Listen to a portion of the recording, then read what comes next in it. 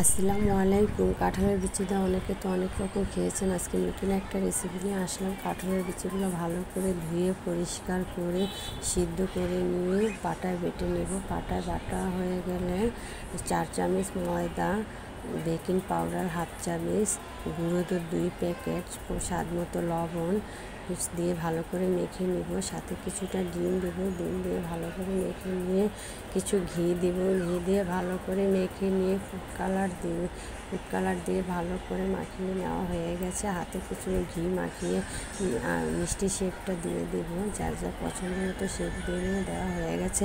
এখন ভেজে নেব। ভাজার সময় কিছুটা গাঢ় কিছুটা হালকা করে ভাজবো। দেখার সৌন্দর্য ভাজা হয়ে গেছে। এখন চিনি শিরাটা করে নেব। চিনি শিরা হয়ে গেলে দিয়ে কিছুটা রান্না করে নেব। 5 মিনিট রান্না করে ভালো করে নামিয়ে নেব। নামানো হয়ে গেলে দেখুন মিষ্টিটা কত সুন্দর হয়েছে, কত রসালো হয়েছে। বাসায় অবশ্যই একবার